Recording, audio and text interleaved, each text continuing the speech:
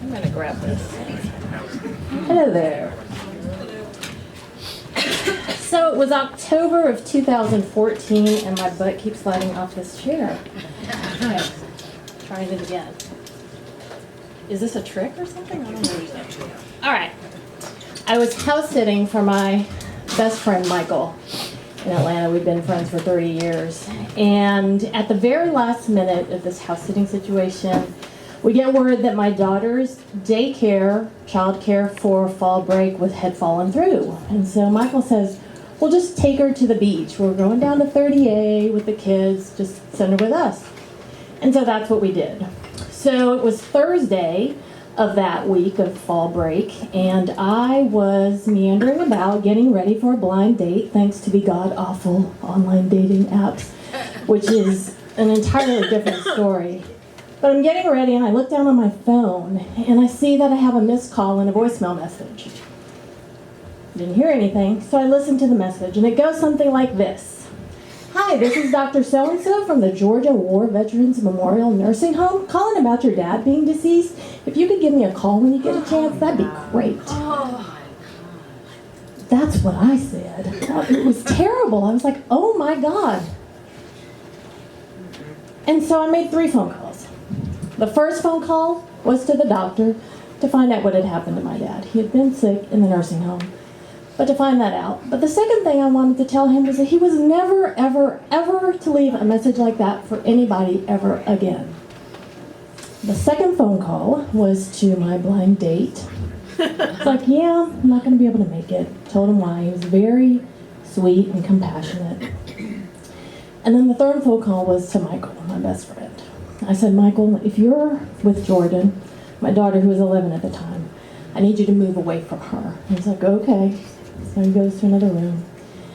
And I say, Michael, my dad just died. And he says, I'm so sorry. And I could hear him start to cry. This wasn't our first rodeo. Again, we've been friends for 30 years and we both lost our moms. And so we take it in and he says, okay, we're coming home. I'm going to get Jordan. We're going to drive back home. We'll be there in a few hours. I'm like, no, absolutely not. Why would you do that? You see, my family's from Hawaii, and I didn't plan a big service or wasn't going to do one. I was going to fly my dad's ashes to Hawaii with my mom. We're going to have a service there. I said, please stay there with your family. Have a wonderful time. I'll be okay. So the next morning I go to work because I'll be okay, right? I go to work. I have interviews. He calls again. He's like, you cannot be there by yourself. This is just ridiculous.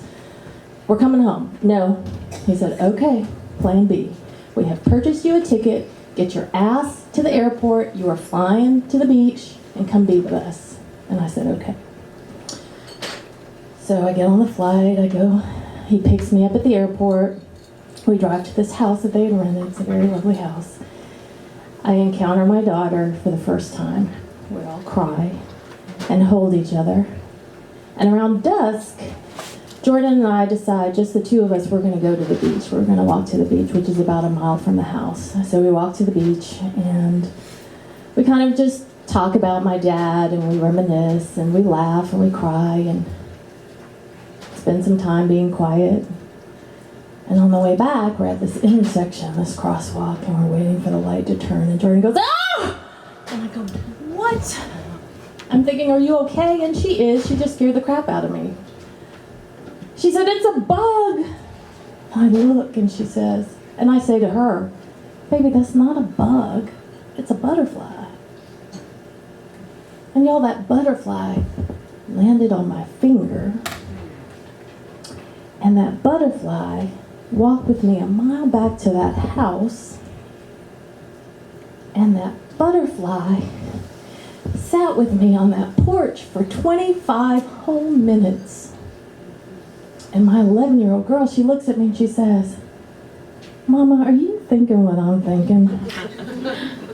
And I don't know exactly what she was thinking, but what I was thinking was, thank you, Daddy. And I heard him clearly tell me, I am okay. I'm with your mom, and we're good, and and we're okay, and you're okay too. And as I was sitting on the porch, Michael, who had gone to the grocery store, drives up in his car, and his little girl, my goddaughter Rose, she runs out there and she goes, "Papa, Papa, come quick." And he's like, "What?" And he walks up to me. He sees the butterfly on my finger. He starts crying. I start crying again. And we knew. You see, my dad had taught me so many lessons, and I am the person that I am today because of the many lessons that he taught me. But that day, he taught me that love transcends all, even death. Thank you so much